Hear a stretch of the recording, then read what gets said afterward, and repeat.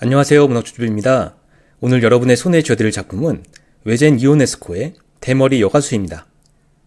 외젠 이오네스코는 1909년 루마니아에서 태어난 작가입니다. 아버지는 루마니아, 어머니는 프랑스 사람이었죠. 아주 어릴 때 프랑스로 이민을 했는데 제1차 세계대전이 발발하자 아버지는 가족들을 버리고 루마니아로 돌아가 버렸다고 합니다. 그럼에도 불구하고 외젠 이오네스코는 성인이 되어서 아버지를 찾아 루마니아로 갔고 거기서 청년 시절을 보내죠. 1939년부터는 다시 프랑스로 돌아와 작품 활동을 했고 전통적인 연극에 반하는 작품들을 많이 남겼습니다. 특히 오늘 소개해드릴 대머리 여가수라는 희곡은 부조리극의 시초로 평가받을 정도로 중요한 작품이죠. 말년에 그는 루마니아의 정치체제를 비판하면서 인권운동도 열심히 했던 작가였습니다. 오늘 소개해드릴 대머리 여가수는 1948년에 발표되어 2년 후인 1950년에 초연된 작품입니다. 이 작품을 접해보신 분들은 아시겠지만 처음부터 끝까지 무슨 소리인지 모를 내용으로 점철되어 있죠. 때문에 이게 무슨 문학이냐 하는 생각이 들 수도 있지만 현실의 부조리함을 고발한 부조리극의 시초로 문학사적 의미가 상당히 큰 작품입니다. 이미 사무엘 베케트의 고도를 기다리며와 페터 한트케의 관객 모독 등을 소개해드린 적이 있어 구독자분들께서는 부조리극에 대한 이해가 있으실 것이라고 믿고 리뷰를 진행해보도록 하겠습니다. 이 작품에 등장하는 주요 인물들을 소개해드리도록 하겠습니다. 이 희곡에는 모두 6명의 인물이 등장합니다. 집주인인 스미스와 스미스 부인, 그리고 그들을 방문한 마틴과 마틴 부인, 스미스 부부에게 고용된 하녀 메리가 있고요. 갑자기 이들을 찾아온 소방대장이 있죠. 이들이 이 작품의 주요 등장인물들입니다. 이 작품의 주요 줄거리를 소개하도록 하겠습니다.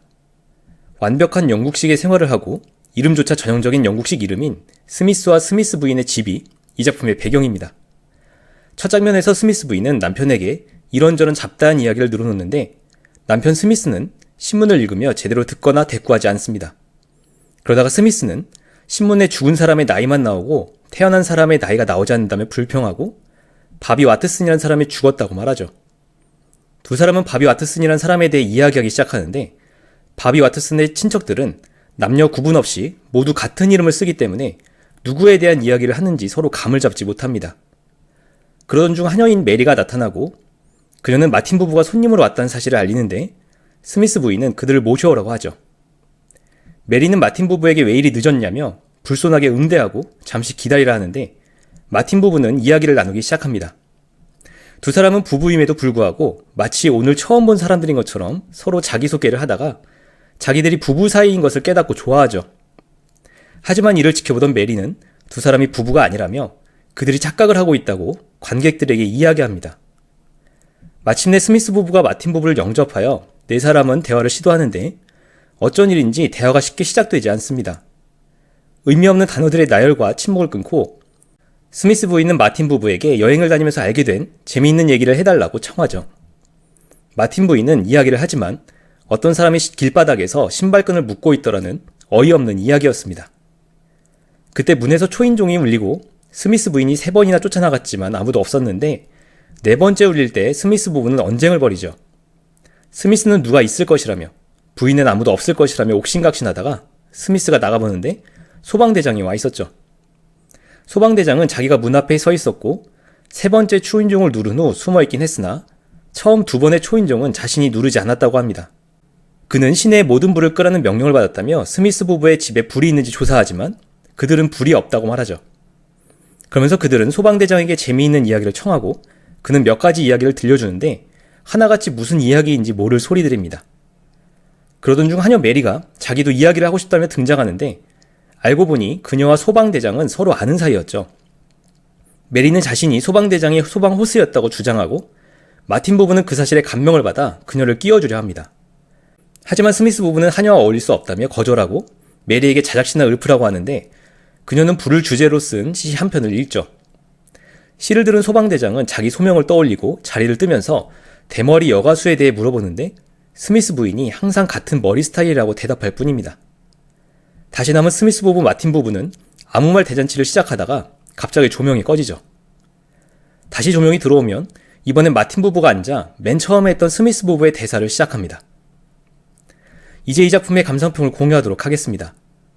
먼저 왜 대머리 여가수인지 생각해보도록 하겠습니다.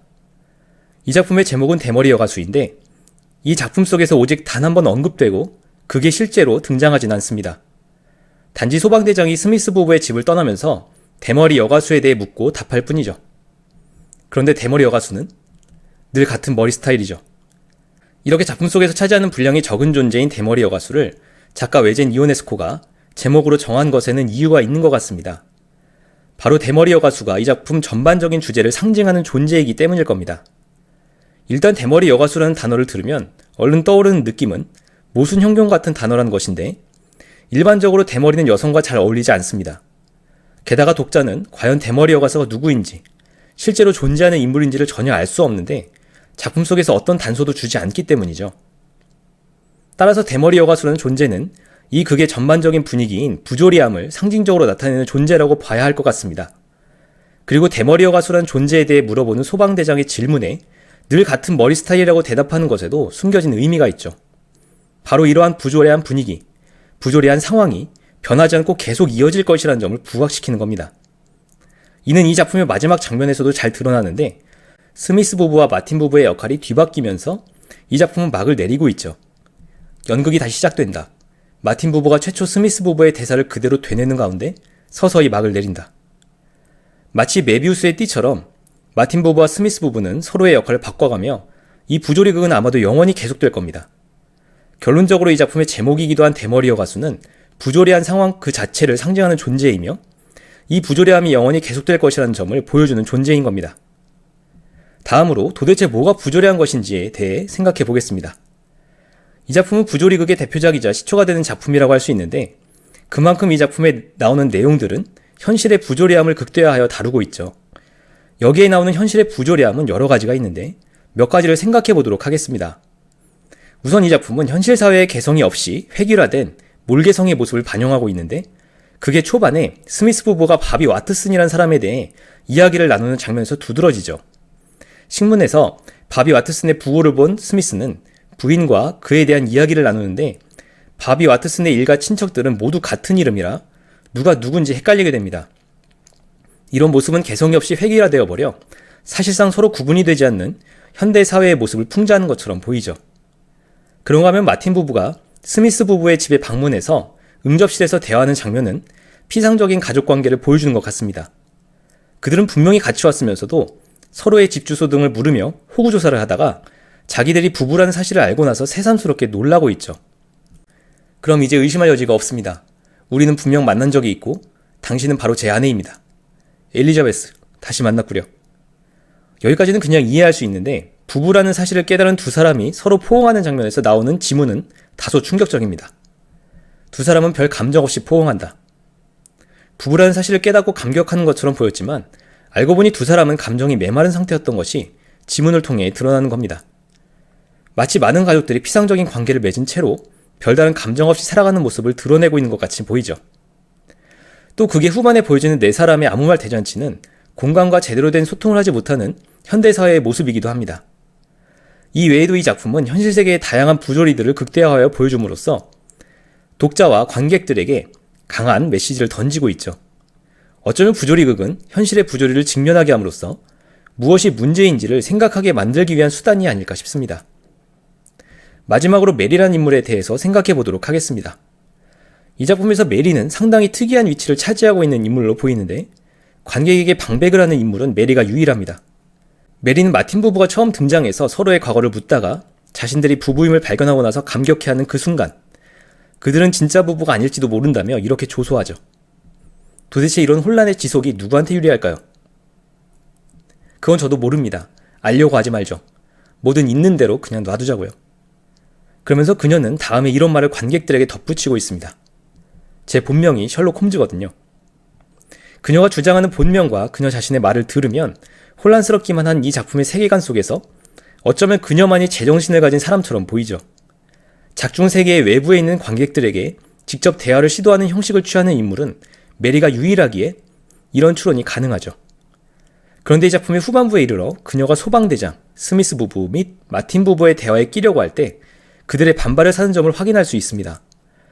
특히 스미스 부부와 마틴 부부의 반대가 극심한데 그들이 메리와 말을 섞기 싫어하는 이유는 그녀가 하녀에 불과하고 교육도 제대로 못 받았다고 생각하기 때문이죠. 메리는 소방대장과의 인연으로 겨우 자신이 지은 시 한 수를 읊는 것에는 성공하지만 결국 스미스 부부에게 등이 떠밀려 내몰리고 맙니다. 저는 이 장면, 작중 세계관에서 유일하게 정상인 인물이라고 할 수 있는 메리가 비정상인 사람들로부터 외면당하는 모습에 집중할 필요가 있다고 생각합니다. 기존의 세계와 체제에 젖어있는 사람들은 자신이 속해 있는 사회의 모순을 제대로 직시하지 못하는 한편 그 틀에 도전하는 사람들을 외면하라고 한다는 겁니다.